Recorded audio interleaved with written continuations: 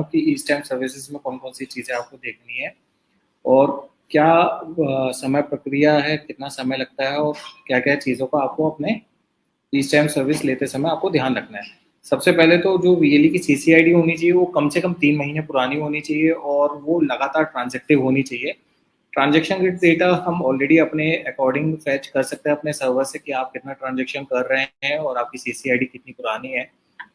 उसी के बाद जो आपके जिला स्तर पे जो आपके डिस्ट्रिक्ट मैनेजर और जिला डिस्ट्रिक्ट कोऑर्डिनेटर हैं, वो आपके फिजिकल डॉक्यूमेंट कलेक्ट करते हैं, जैसे कि केवाईसी डॉक्यूमेंट, आपका आधार, पैन और एक शपथ पत्र होता है जो आपको 100 रुपीज़ की स्टैम्प पे नोटरी करा के हम डीएम को प्रोवाइड कराना होता है। एक स्टॉक होल्डिंग का एसीसी फॉर्म होता है जो आपके आईडी क्रिएशन के लिए काम आता है, जिसमें आप अपनी फ़ोटो पेस्ट करते हैं, अपनी बेसिक डिटेल्स जो होती हैं वो उसके अंदर लिखते हैं। फिर आपका एक डीएमडीसी डिक्लेरेशन फॉर्म होता है, आपका पुलिस वेरिफिकेशन रिपोर्ट लगती है, सेंटर की इनसाइड आउटसाइड फ़ोटो लगती है, बैंक स्टेटमेंट या बैंक पासबुक जिसमें एड्रेस लिखा हो वो फर्स्ट पेज आपका लगता है बैंक का, हाईएस्ट क्वालिफिकेशन सर्टिफिकेट्स जो भी होते हैं वो आपके लगते हैं, इलेक्ट्रिसिटी के जो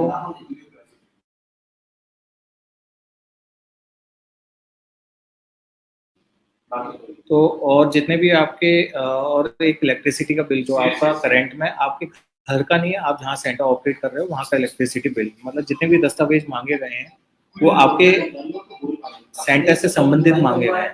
तो आधार को छोड़ के जो आपके बाकी डॉक्यूमेंट्स आप दोगे जिसमें आपका एड्रेस का शोन डिस्प्ले हो रहा है और आपके पासबुक को छोड़ के, तो वो सब आपका सेंटर का चाहिए हो। जैसे बेसिकली तो मेन जो है आपका इलेक्ट्रिसिटी बिल आपके सेंटर का चाहिए होता है। कई सारे वीएलईज गलतीज है हमें अपने घर का देते, तो आपके घर की आवश्यकता की नहीं है इलेक्ट्रिसिटी बिल की, वो आप शॉप का होना चाहिए, चाहे ओनर कोई भी हो, चाहे आपका किसी पे आपने रेंट ले रखा है या खुद पे है या पट्टे पे है, लेकिन इलेक्ट्रिसिटी बिल प्रोवाइड करने की कोशिश करिएगा। और इलेक्ट्रिसिटी बिल बहुत सारे लोग वो लंबी सी जो पर्ची आती है वो ना देखे, जो यूपीपीसीएल की वेबसाइट से जो निकलता है पूरा A4 साइज का बिलिंग वो दीजिएगा।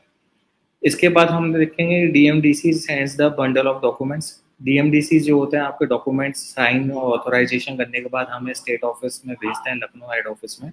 और ध्यान रखिएगा कोई भी वीएलई आप जो ये आज ये संस्करण सुन रहे हैं, आपको डायरेक्ट डॉक्यूमेंट नहीं भेजना है, आपके डॉक्यूमेंट जो आएंगे डीएमडीसी जो हमारे जिला स्तर पे हैं वही भेजेंगे। आपको डायरेक्ट भेजने की आवश्यकता नहीं, क्योंकि उसमें उनकी ऑथराइजेशन और सिग्नेचर करना जरूरी होता है।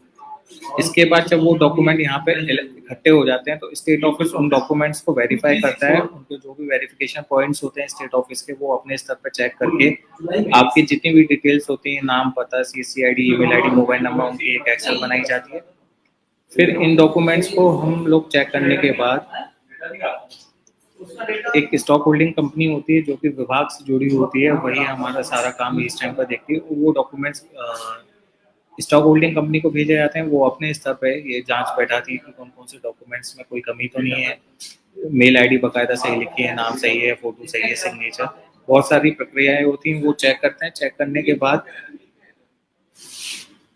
वो स्टॉक होल्डिंग विभाग यानी कि आईजी एंड रेवेन्यू डिपार्टमेंट को ये डॉक्यूमेंट्स भेजे जाते हैं। उनका दस्तावेज अप्रूवल के लिए डॉक्यूमेंट आगे भेजे जाते हैं।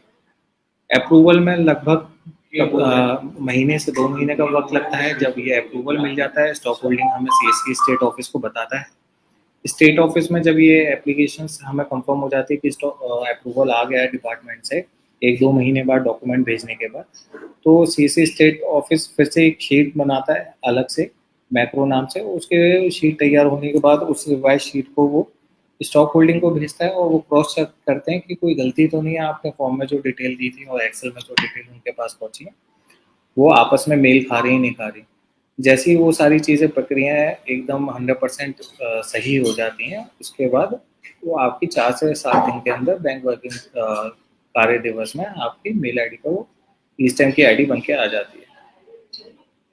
जैसे ही ये आईडी आपके पास बन के आती है सीसी स्टेट ऑफिस से आपके पास एक काउंटर मेल आती है कि आपको कौन कौन सी चीज़ें कॉम्प्लायंसेस या मैंडेट्स जो होते हैं कि कौन कौन सी चीज़ें आपको रजिस्टर बना के रखना है, उसका क्या फॉर्मेट है और कौन सा बैनर इस्तेमाल करना है और कौन कौन सी बातों का ध्यान रखना है, ये आपको दिया जाता है। तो जैसी आईडी बन जाती है तो आपको ध्यान रखना है कि बिना भी जो भी वीएलई पहले से जुड़े हुए हैं जो इस टाइम पर काम कर रहे हैं या भविष्य में करेंगे, आप काम अपना जब भी शुरुआत करिएगा जब आपकी ट्रेनिंग हो जाए।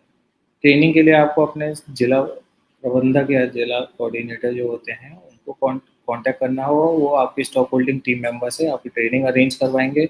वो फिजिकल भी हो सकती है, ऑनलाइन माध्यम के जरिए भी हो सकती है। और उस ट्रेनिंग लेने के तत्पश्चात ही आपको आगे का काम करना है। ये आप अपनी स्क्रीन पर देख रहे होंगे, ये रजिस्टर का फॉर्मेट है जो आपको आईडी बनने के बाद भेजा जाएगा। इसी फॉर्मेट में आपको रजिस्टर सारी एंट्रीज करनी है। स्टेशनरी नंबर कौन सा है, डेट कौन सी है जिसमें आपने किया, सर्टिफिकेट नंबर कौन सा है, ये सब स्टैम्प में और उस कागज में लिखा हुआ आता है। स्टैम्प ड्यूटी पेड कितने का अमाउंट है, रिसीवर नेम क्या है जो कस्टमर को आप दे रहे हैं, मोबाइल नंबर क्या है, उनका सिग्नेचर, ये सब लोग हैं। बहुत सी आप भी ध्यान रखिएगा, ई स्टैम्प एक बहुत ही जटिल सर्विस है और ये यूनिक है हमारे पास, जो आप देखेंगे बाहरी किसी चैनल पार्टनर के और किसी के पास नहीं है। तो इसकी जो प्रक्रिया है तो थोड़ी सी लंबी तो जरूर है, लेकिन इसके साथ कॉम्प्लायंसेस बहुत हैं जो आपको बना के रखने ही होंगे। तो आप में से जो भी लोग भविष्य में जुड़ते हैं या जुड़े हुए हैं, ये रजिस्टर जो मेंटेन करके रखें। इसके साथ एक स्लाइड में आपको दिखाता हूँ। समय तो से बीच में अपडेट किया गया तो उसमें बहुत सारी चीजें बदल गई।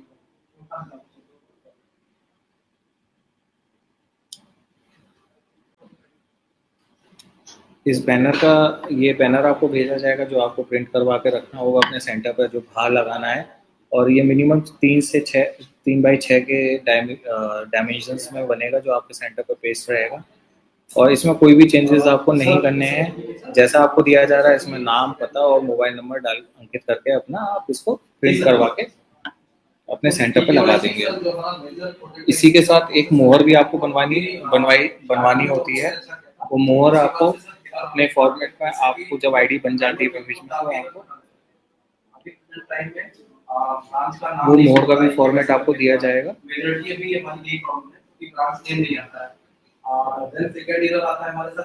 और ध्यान रखिएगा ई स्टैम्प सर्विस में आपको मोटा मोटा जब भी आप ये आईडी आवेदन करेंगे तो सबसे पहले आपको एक मोहर का भी फॉर्मेट दिया जाएगा मेल के जरिए, जो आप रबड़ मोहर पर बनवाएंगे वो लाल इंक में भी बनवा सकते हैं, नीली इंक में भी बनवा सकते हैं। उसके बाद आपको जितने भी सर्टिफिकेट आप प्रिंट करेंगे इस टाइम पे, वो आप उस पर मोहर अपनी लगानी पड़ेगी।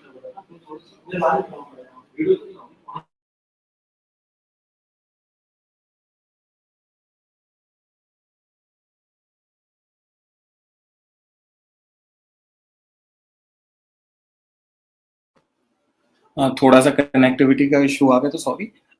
एक मोहर आपको फॉर्मेट दिया जाएगा जो आपको बनवानी पड़ेगी। उसके बाद जितने भी स्टैम्प के आप प्रिंट करते हैं उस पर वो लगा के आप कस्टमर को देंगे। रिसीविंग आपको जो लेनी है, प्रीव्यू फॉर्म्स आपको निकालने पड़ेंगे। ट्रेनिंग में आपको सब कुछ बकायदा बताया जाएगा, इस चीज़ का जरूर ध्यान रखिएगा।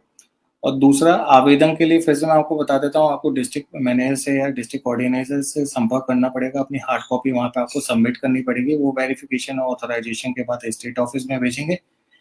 आईडी बनने की पूरी प्रक्रिया में आपको 1 से 2-2.5 महीने लग सकते हैं, क्योंकि डॉक्यूमेंट्स आने में भी समय लगता है, क्योंकि वो एक एक करके नहीं भेजते, वो बंडल्स में आते हैं। और जैसे ही वो यहाँ पे स्टेट ऑफिस से वेरीफाई हो जाते हैं उसके बाद 1 से 2 महीना और लग जाता है। और आपको ध्यान रखिएगा कि आपको प्रिंटर भी आपको पहले से मतलब परचेज करना पड़ेगा, क्योंकि इस टाइम में हर प्रिंटर पे इस टाइम प्रिंट नहीं होता है। इसके लिमिटेड टाइप्स ऑफ प्रिंटर्स ही होते हैं मार्केट में, जो कि 10 से 11 प्रिंटर हैं। इसकी लिस्ट आपके डिस्ट्रिक्ट मैनेजर के पास ऑलरेडी प्रोवाइड कर दी गई है।